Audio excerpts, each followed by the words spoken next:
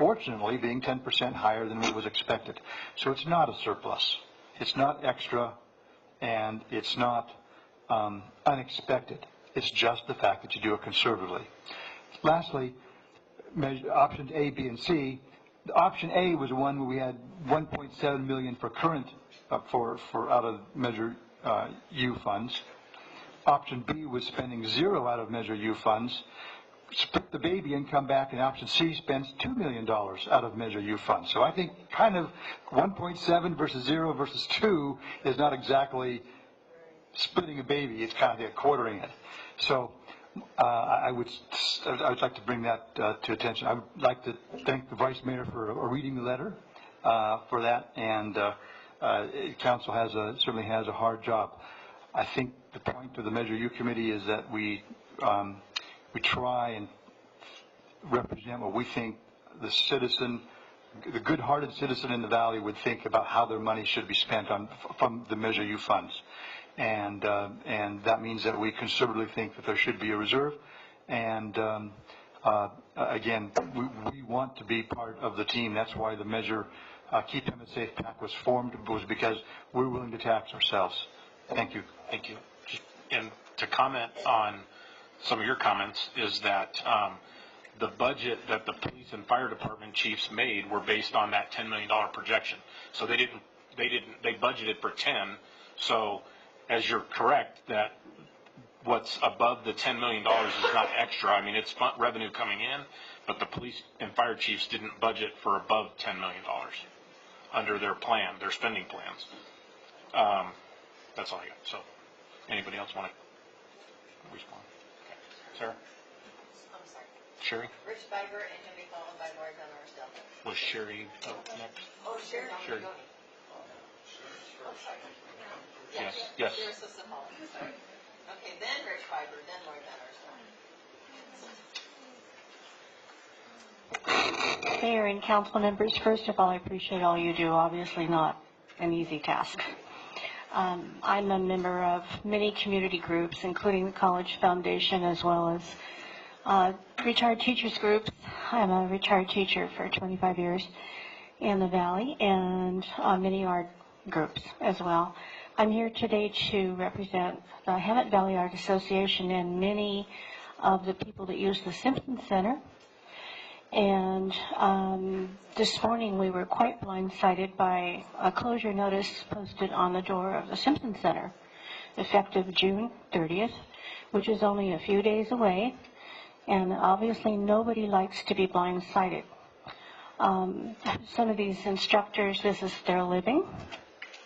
The staff didn't quite know what was going on, couldn't answer questions, and the members of my fitness class were just dumbfounded and trying to figure out what to do. The Hemet Valley Art Association is looking for a new meeting place within the next week or so. So obviously that's not very acceptable.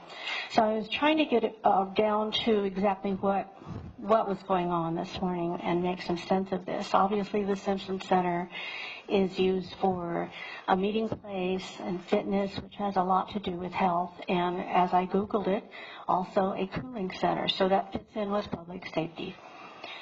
It was 100 today. I learned that in April there was a meeting on the budget, and that the 20th of June there was another meeting on the budget that all involved Valley-wide and their support of the Simpson Center. I tried to get to what was going on, called down at Valley-wide. I found out that the operational contract is expiring, and that includes the insurance umbrella there, which is very important. You can't operate without it. So there's some unanswered questions, and I'd like to know what the policy and support for the city is for Valley-wide. And as I looked at their budget and their history, first it was the YMCA that took over for the Simpson Center and promptly went bankrupt and miraculously had a recovery and moved to Marietta. And then next, the contract was awarded to Valley-wide, and they operated under a $400,000 budget in 2010. And I understand that it went on for up until 2017, but they were then half of that, and their budget was then $157,000, which is considerably less than $400,000 in 2010. They were doing their own administrative support, bare minimum shoestring, and it seemed like a very strict budget that they were giving themselves in order to maintain the Simpson Center.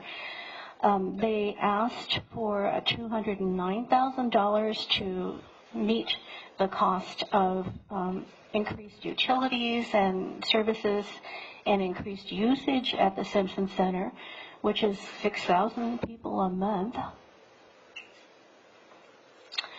And I understand that they were told, no, you're going to stay with $157,000 for the next year. Jerry, thank you. Your 3 minutes has expired. I'm sorry. I'll get to the point. I'm hoping that the Hammett City will support Valleywide. That means so much to our valley and has done so much good. And I hope that they will prioritize the budget needs so that Simpson Center can be maintained. Thank you. Our city manager has a comment for you.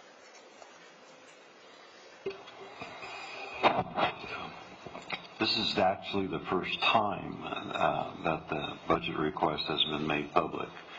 Dean and I have been talking about it, and I've kept the council clued in as to it. We did roll the $154,000 contract into this budget, and the council in turn, and there's a little bit of communication difficulty between Dean and me, wanted to see a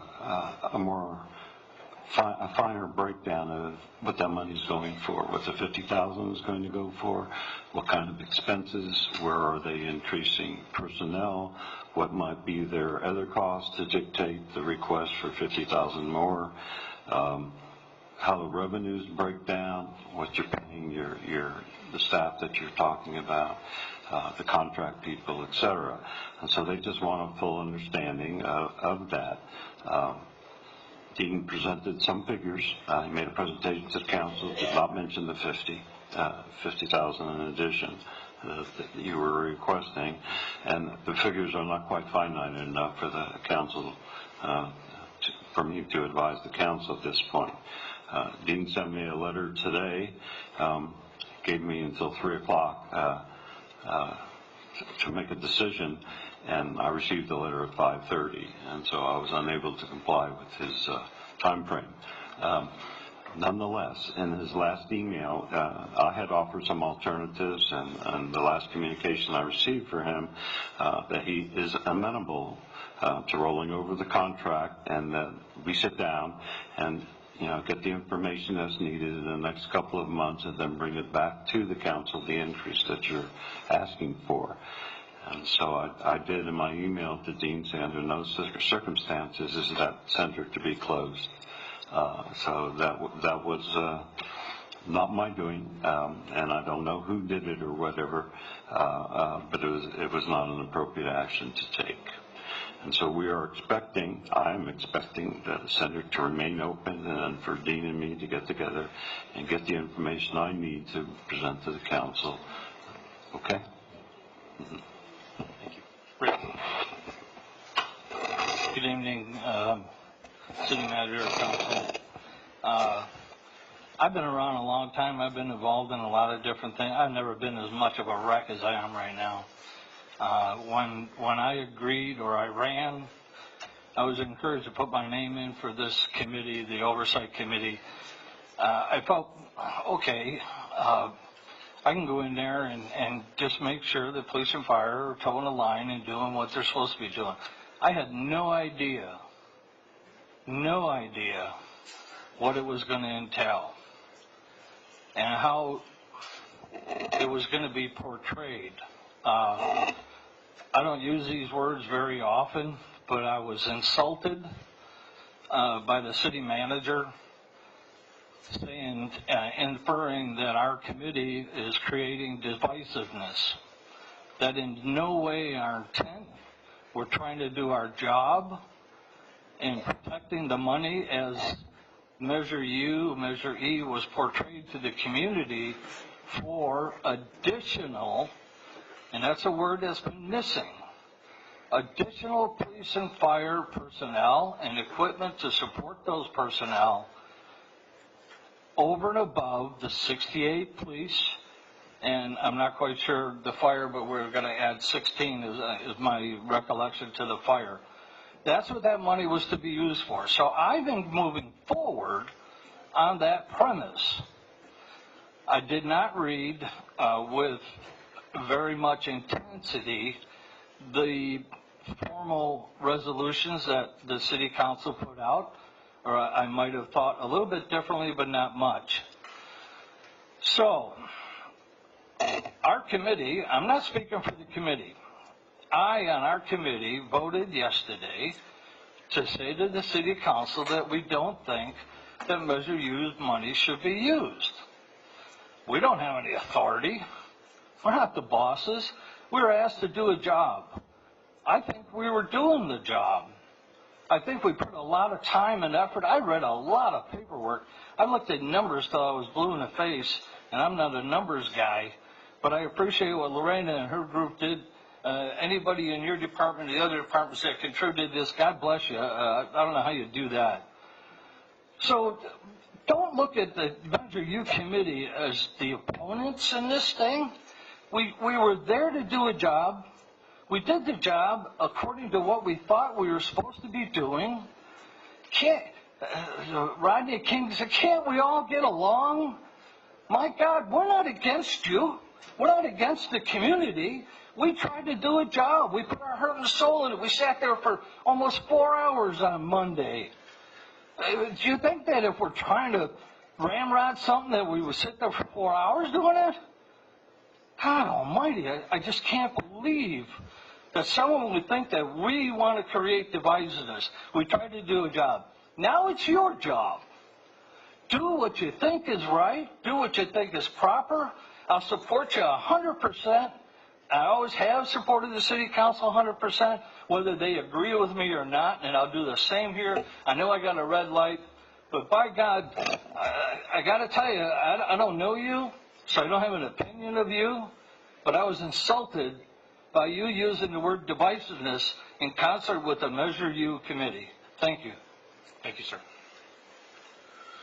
Lori. Sir, who's up next? After Lori? No, who's up next? That's left.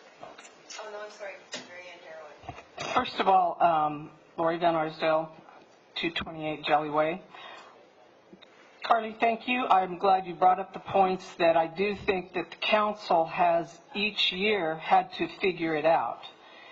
There's cans maybe been kicked down the road in a different way, but it wasn't that you didn't work on figuring it out each year, so thank you.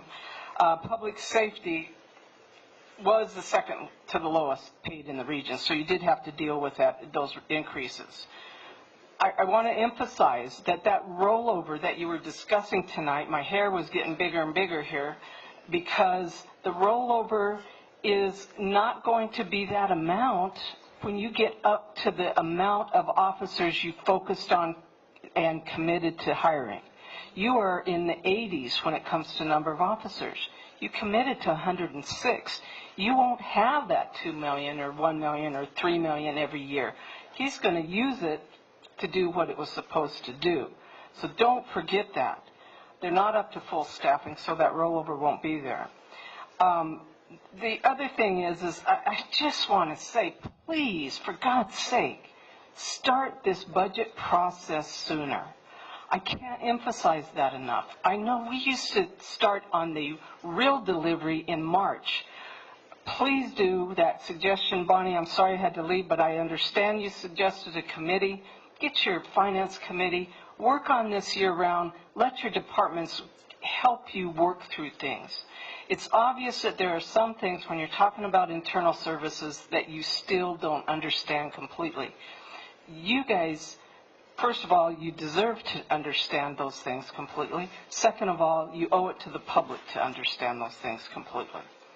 I would sincerely beg you to pass the B option.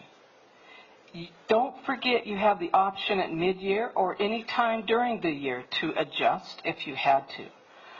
I think that if you do that, you've kept your word to this public, and then you have also shown a good faith effort by doing these other things. You can do it at mid-year budget review, and if something happened, you had to go ahead and use that money, and then you got to next year and you actually did way better than you thought, you could have a caveat that you say, if we do that, then we pay it back instead of using it. Then you put it back in if at mid-year, excuse me, or sometime during the year you find you had to use it. But please pass item 1B. I think that shows good faith to the public, and then I think it helps you roll up your sleeves and do the job you need to do. Thanks. Thanks, Lori. Mary Ann. Mayor, City Council. So last year I sat through the same budget, and you all sat here and you wanted to pass a budget that you didn't even see, and you wanted to go ahead and pass it. But this year, you're going through it with a fine-tooth comb. And if we would have done that last year, and maybe you would have wanted to look at the budget last year, this wouldn't even be an issue tonight. But last year, you were all willing to go ahead and just pass it without even looking at it. And now here we sit. So I feel that, you know what, I'm glad that we have a city manager that has taken the time with the help to get it this far. Because we might have been able to have a handle on it had we looked at it last year and worked on it through the whole year and not just wanted to pass it without even looking at it. So I am thankful for this city manager. Wasn't a big fan in the beginning, I do have to admit. But anyway, that he has worked really hard, and now you guys do have something to look at 9:30 at night, and now you have something to actually work with. Because last year you were just ready to just pass it without even looking at it. So thank you, city manager, and I hope this is a lesson to all of you that you should work on it through the year and not wait till the end. Thank you. Thanks, Mary Ann. That was our last speaker? Okay. Mr. City Manager, you looking for some direction? Okay. More comments from council? Go ahead, Russ. That's what I got to say about all that. I've been given this probably more thought over the last several months than I ever thought that I would. And I've looked at it from so many different directions. And I've fallen asleep thinking about it, and I wake up thinking about it.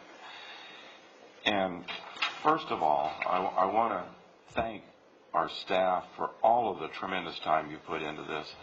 You guys did yeoman's work with moving goalposts all the time. And that's a work in progress. We're trying to come to grips with the best approach, the best way that we can approach the budget. I have to disagree somewhat with our last speaker. We weren't ready to pass a budget that we hadn't looked at. We saw the budget, and we had issues with it, but we have to pass a budget. And we wanted to do things differently this year, and we're doing things differently. We have thoughts about doing things differently going forward. So, but I do appreciate the fact that so much staff work has gone into this. And I wholeheartedly appreciate all of the work that the Measure U committee people have put into it.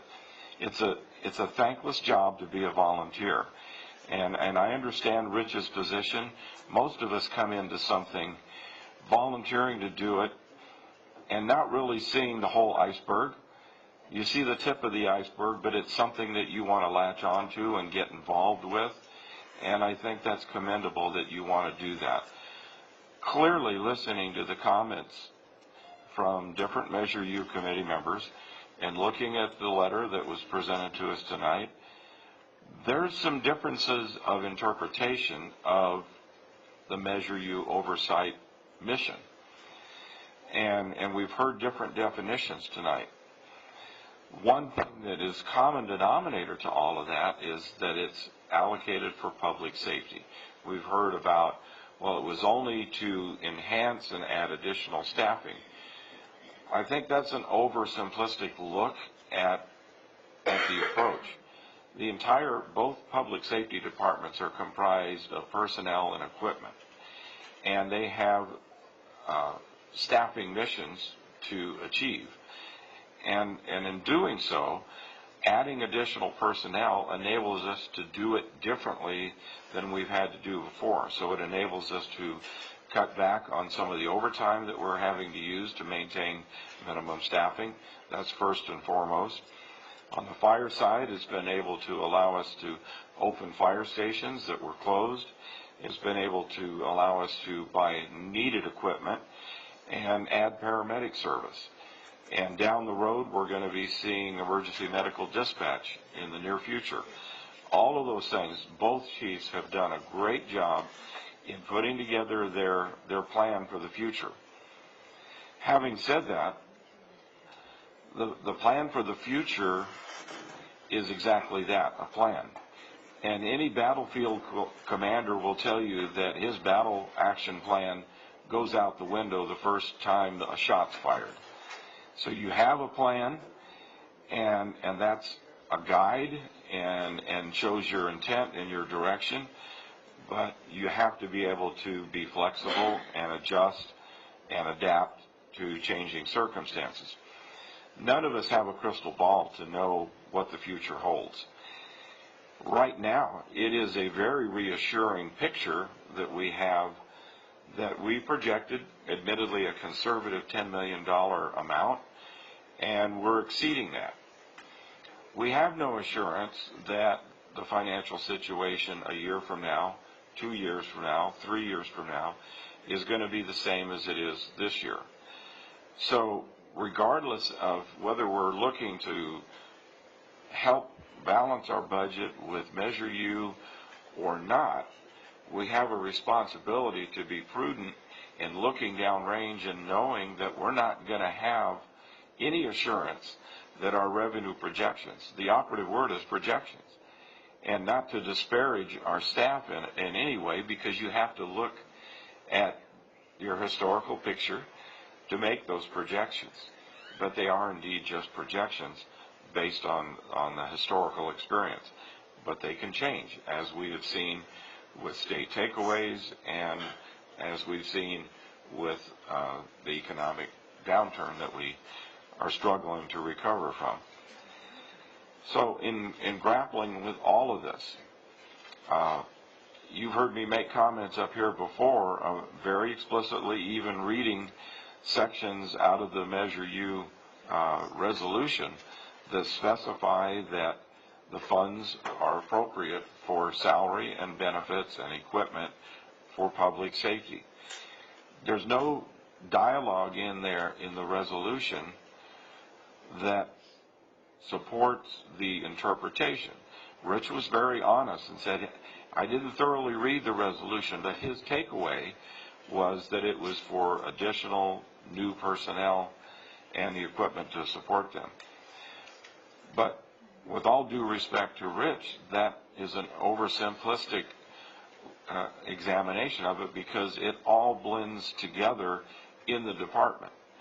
And we are able to staff units that have been dormant by hiring officers. We're not hiring new officers and putting them into these specialized assignments. It doesn't work that way. They backfill behind the officers that were pulled from those assignments and had to be put back on the street working patrol. As we start staffing, we're able to fill in and pull the experienced people out, put them in those detective bureau assignments, put them on the task force, add the traffic officers on motors and all those kinds of things. Fire personnel the same. We've opened a station that was shuttered, and we did it on a piecemeal, and sometimes, no pun intended, smoke and mirrors to make ends meet. But we are building our staffing back up, and we have a long ways to go. But all the new personnel coming in through you know, the blessing and the support of the community support of Measure U made that possible. So I hear what you're saying. We are all on a team. We talk about the city of Hemet as being a family, and we welcome every time there's a swearing in ceremony for a new employee, we welcome them to the family. So by golly, I'm new on the council, but I feel that sense of family, and everybody is pulling together. We've got department heads that are wearing multiple hats. We've got staff that are doing jobs that weren't necessarily part of their job description. That's because they're all team players and they're all pitching in. And so I don't mean to diminish the value or the significance of everybody's role that is playing a part in this. Certainly not the Measure U committee. I understand their heart is in it, and you're not doing it for the aggravation, and you're not doing it for a salary. That tells me your heart's in it.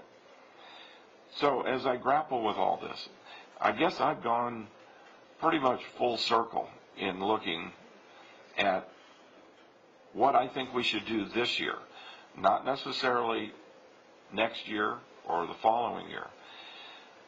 I advocated previously that I thought we should spend the surplus, excess, rollover, carryover, whatever you want to call it, beyond the 10 million to help balance the budget. I'm grateful that nobody is advocating that we pull from reserves anymore.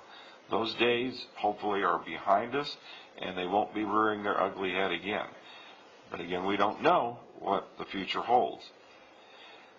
Looking at the total picture and looking at the unknown factors, we are, as somebody mentioned earlier, just in the first year of what Measure U is doing. And I know that there are funds that have not been fully expended out of that because it does take time to build back up. As I mentioned before, you can lose an employee in 2 weeks' notice, and it can take 2 years to fill behind that. So it's really difficult to forecast exactly how much might be available to us in future years. So I quite honestly, like I said, I've really grappled with this.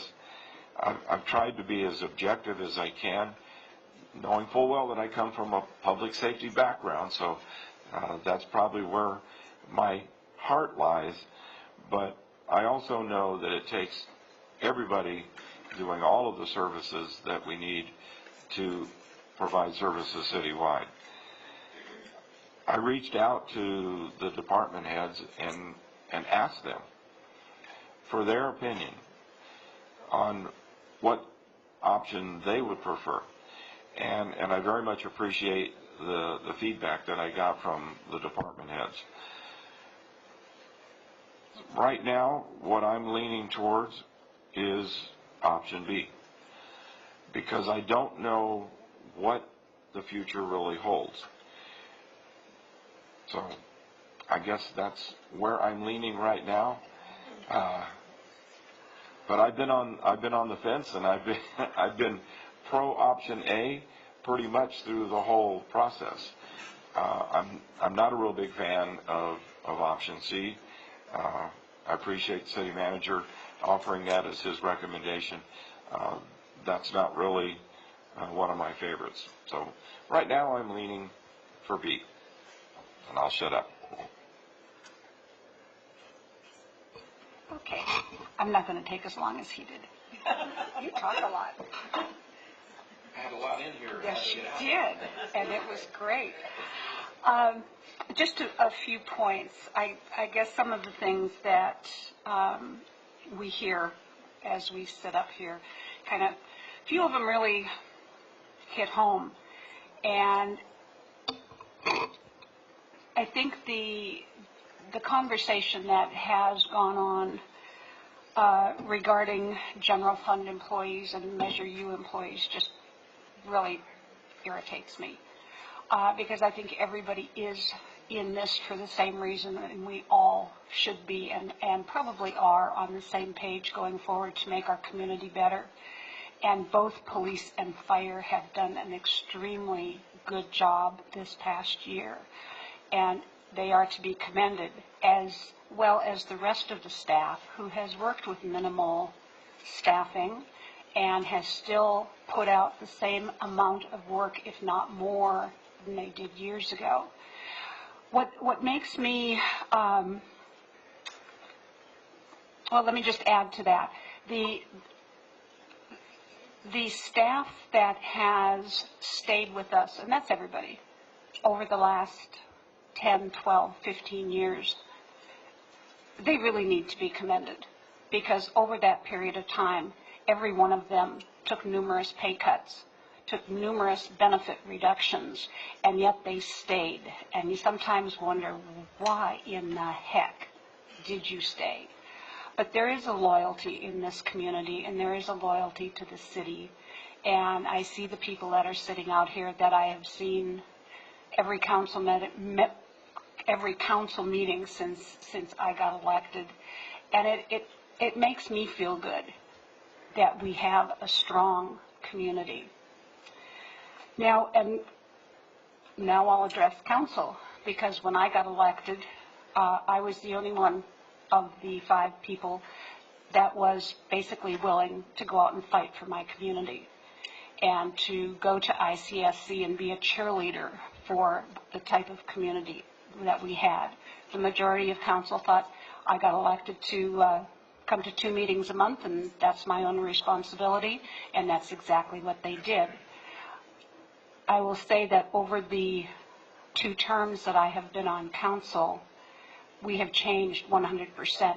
We have 5 people up here that are not only cheerleaders, actively pursuing all sorts of different economic development, going out and talking to developers, Carly's team going out actually on the street and dealing with homeless issues.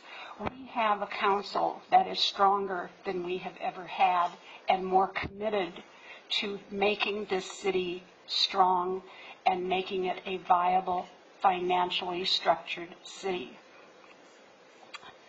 So, on that, my big concern is the surplus.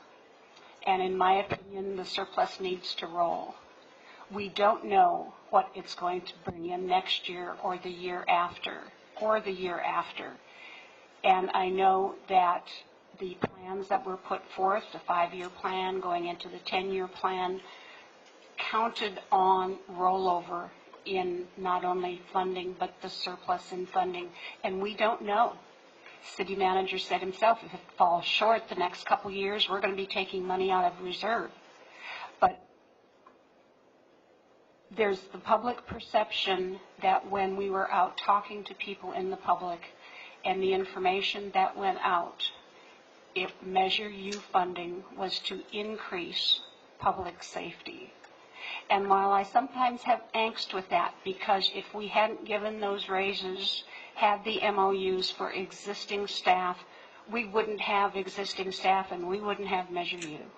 And we wouldn't have the good people that we have now and the ability to increase our staff and our public safety. So it really is a tough call. It's one of the joys of sitting on council, as there's several prior council members out in the audience, that no matter what you do, you're gonna get slammed for it. Somebody somewhere isn't gonna like it, and their freedom of speech is bigger than your freedom of speech, and we all have to sit here and take it, and we have no recourse.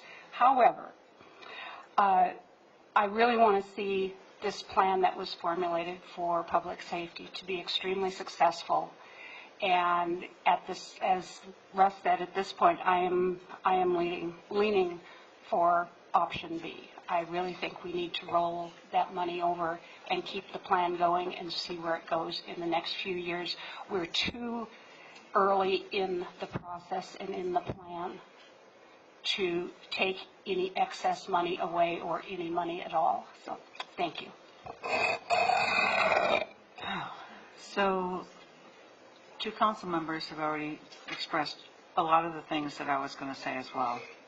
I've already commended our city staff for the work that they do under not the greatest of circumstances.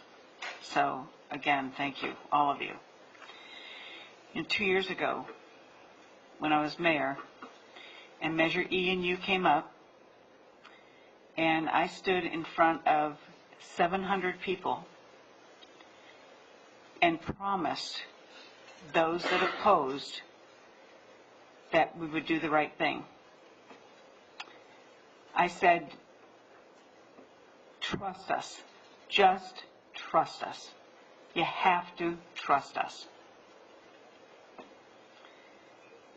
And I took that to heart, and I meant it. And it meant a lot that over and over again throughout even the campaign, that was the message. You have to trust us.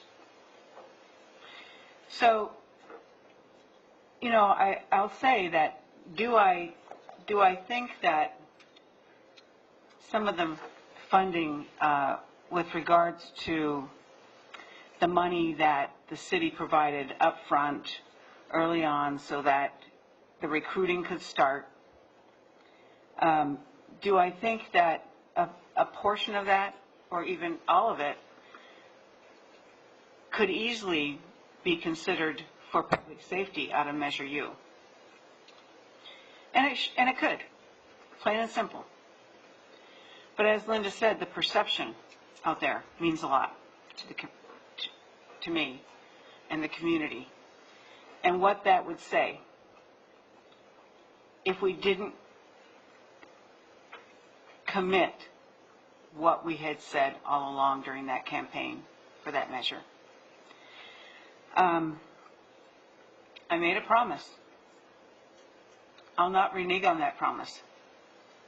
I think that option B is something that we need to do because we need to show that it needs to come from everywhere. And I apologize to the staff because it's going to may be a little bit harder this next year. But in the long run, we can hold our heads high and know that we did whatever we needed to do and fulfill our promise.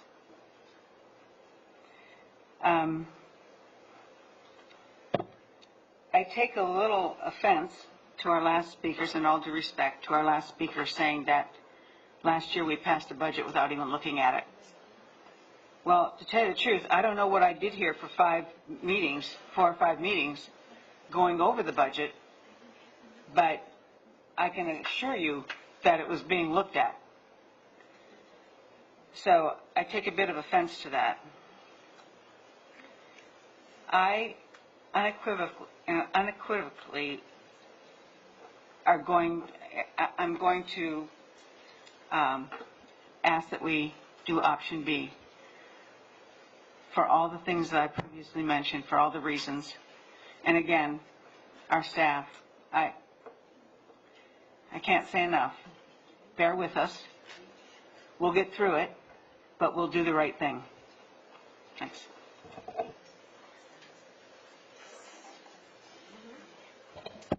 Well, I too am going to stick to my word. I campaigned the year that we passed Measure E or Measure U. I did a commercial for Measure E. I took my children for days and days and days when I had already walked my district and walked for Measure U. And I talked to thousands of people about Measure U and what we were going to do with the money, and promised them all that it was going to go towards public safety. Another thing that we need to remember is who put up lots of those signs. That takes a lot of time to distribute signage. And a lot of them were our firefighters and our police department. Our non-Measure U funded employees. So we can thank them tonight and pass B.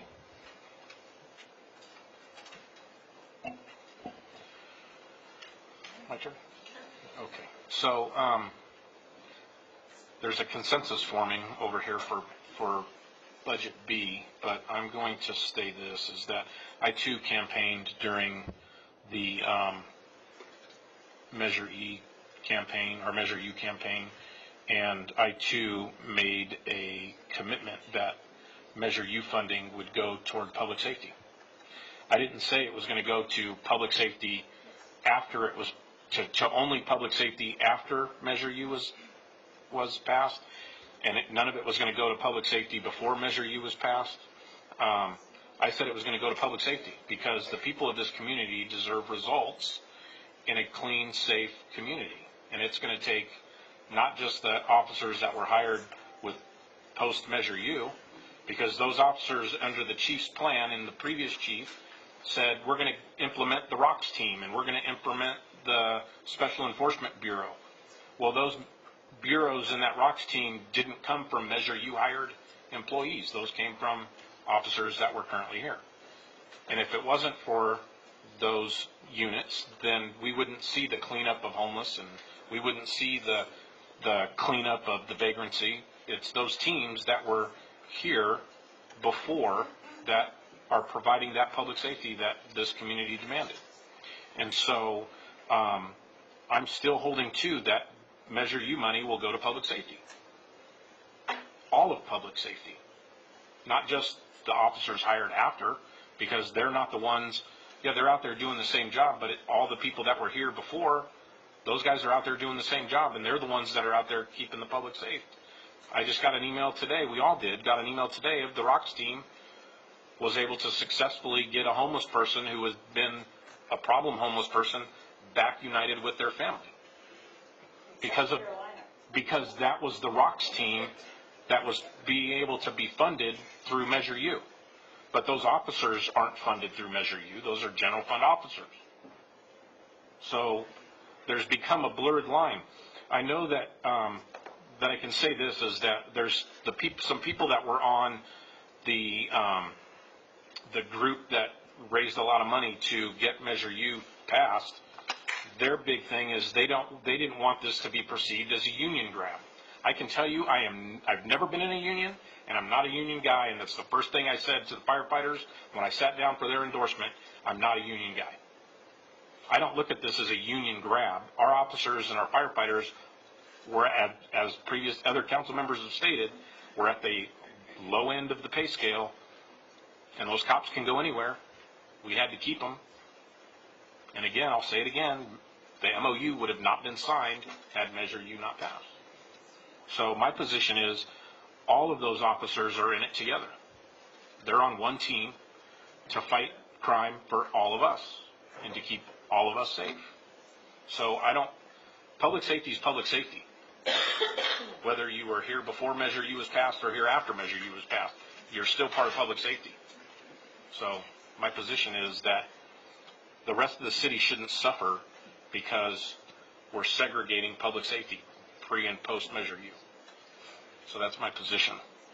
But it's the majority of the council is who sets policy. So, if I might, just a couple of observations. I wholeheartedly agree with what you just said, and that was part of my concluding message was that it's a conjoined public safety department, police and fire. It's not, and that was my point in bringing that out, is that the Measure U funds enabled us to recruit and hire and fill behind the positions that we were then able to restaff with the seasoned, experienced officers. And if anybody interprets what I'm saying that I'm trying to hit either pre or post Measure U, that's not my intent at all. I wholeheartedly understand and support the concept of public safety expenditures.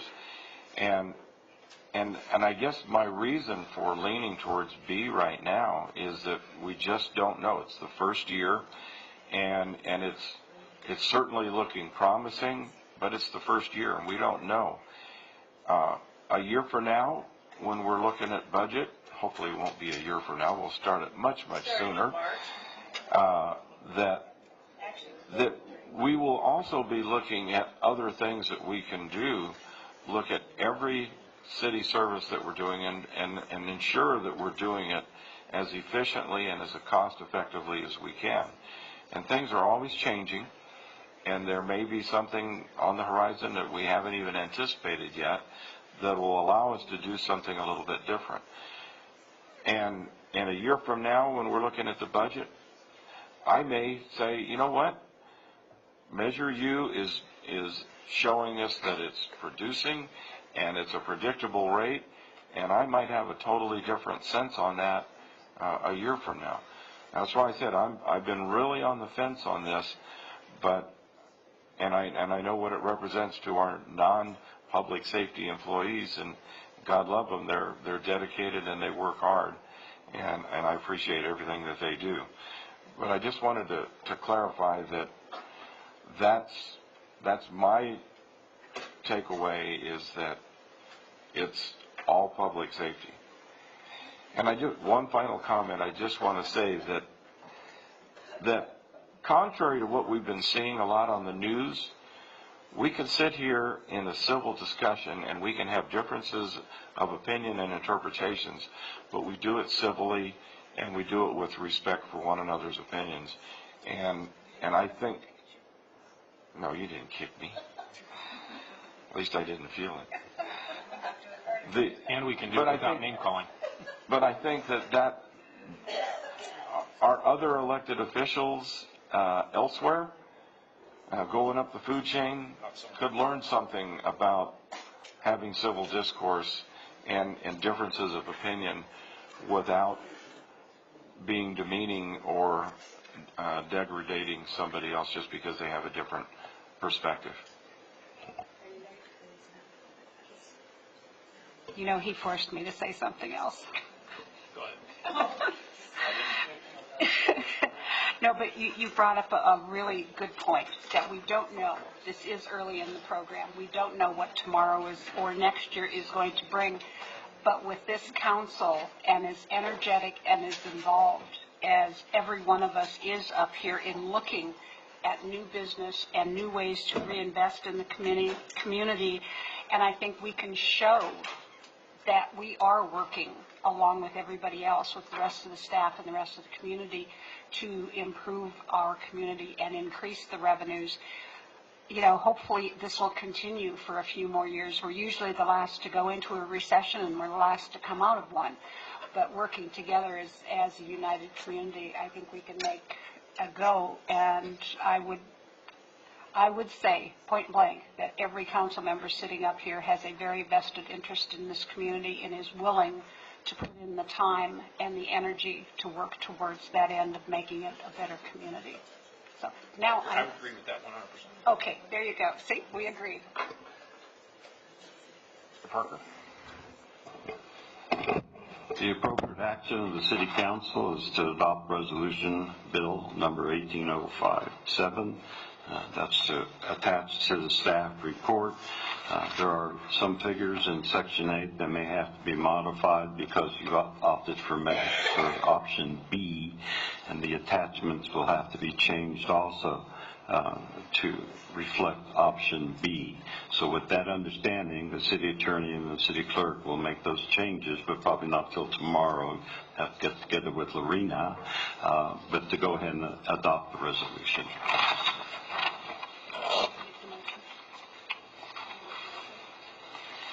So with that, who would like to make a motion? I move to adopt option A for the budget. I'll second that. So option A is the motion with a second. Any further discussion on option A? Since we've already discussed all of them, so please vote for option A.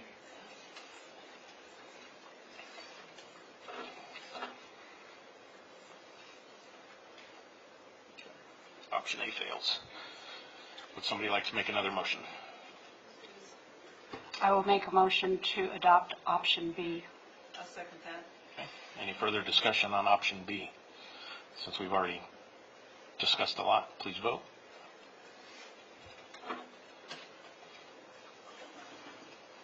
Option B passes. Okay.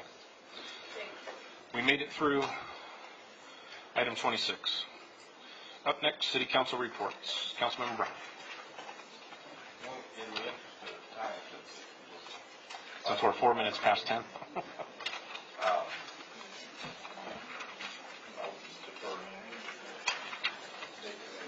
Okay. Councilmember Krupa. It's been so long since I've attended any of these meetings.